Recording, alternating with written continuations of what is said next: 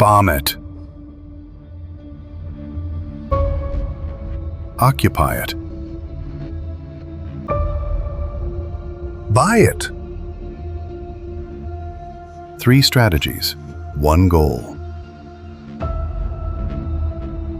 Control what you cannot own. This is the story of one island. The same pattern, a different island.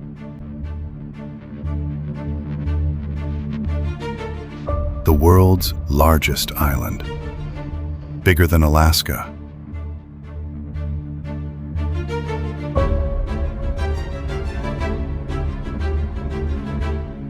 Bigger than all of Western Europe.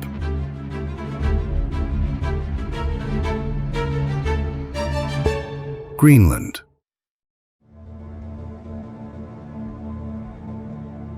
Closer to Canada than to Denmark.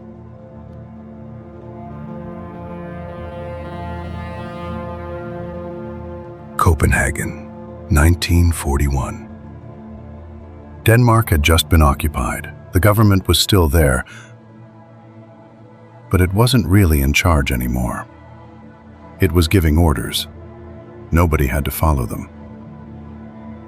One light was still burning. Henrik Kaufmann, Denmark's ambassador to Washington, got direct orders from his government. Direct, written orders not to negotiate, not to sign anything, not to make any commitments on Denmark's behalf. He read them, he ignored them. He signed a defense agreement giving the US full military access to Greenland in exchange for protection. His government called it treason. He was dismissed, stripped of his title. Denmark called it treason. History called it foresight.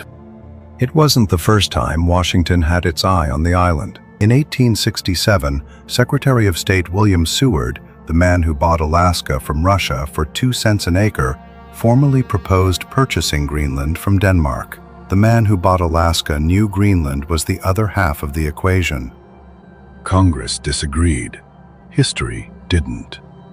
1910. The roles had reversed. This time it was Denmark that came to Washington. Not because they wanted to sell, because they were afraid they couldn't hold it. Europe was getting unstable, a small country with a massive Arctic island, and no real way to defend it. They made an offer. The United States looked at the map, looked at the offer, and said nothing. Then came 1946. President Truman sent a formal offer to Copenhagen.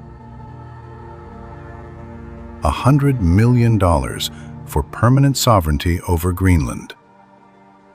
Denmark had just spent 5 years under occupation. They had their country back, all of it. Denmark said no. But the United States was already there. Thule Air Base, built on the northwestern coast, gave America a permanent Arctic military presence, unlimited access, operational control.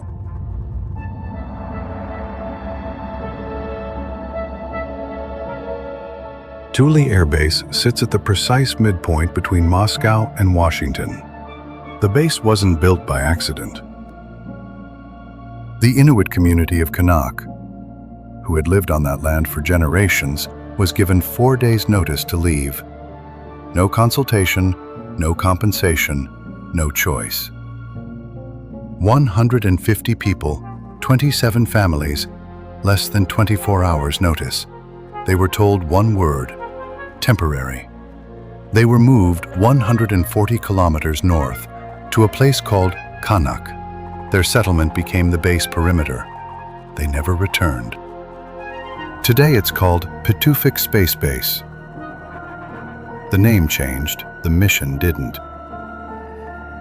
In 2019, President Trump formally proposed purchasing Greenland. The offer was declined. He raised it again in 2025. By then, something had changed.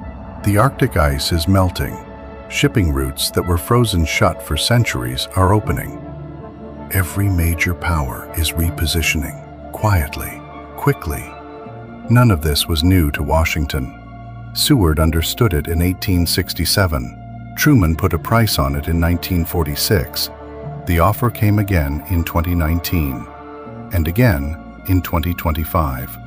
Different presidents, different decades, the same island, the same calculation. Greenland arrived at this moment through 3 overlapping tracks. Sovereignty agreements it didn't always negotiate, military installations it didn't always approve, and purchase offers it never requested.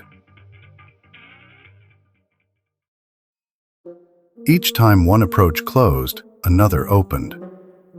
What comes next is unlikely to look like what superpowers do elsewhere. No occupation, no internal pressure campaign. Greenland is too visible for that. But the interest hasn't changed, and interest at this scale always finds a method. Denmark's response to Washington was unambiguous. Sovereignty, non-negotiable. It then committed over $4 billion to Arctic defense. The weapons it ordered to defend Greenland were American.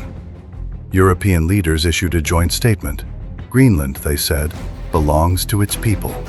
What they didn't mention is that Greenland left European membership 40 years ago.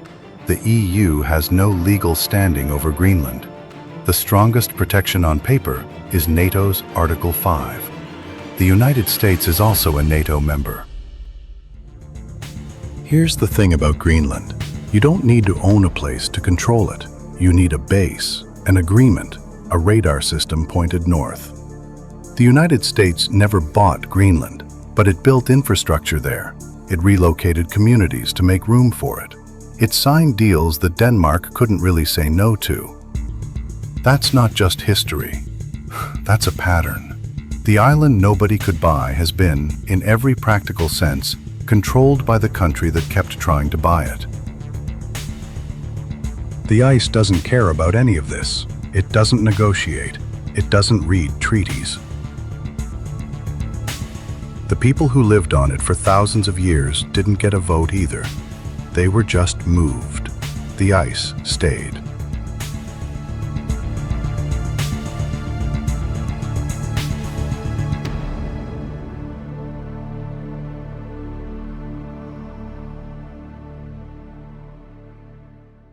Full dossier, raw atlas.co.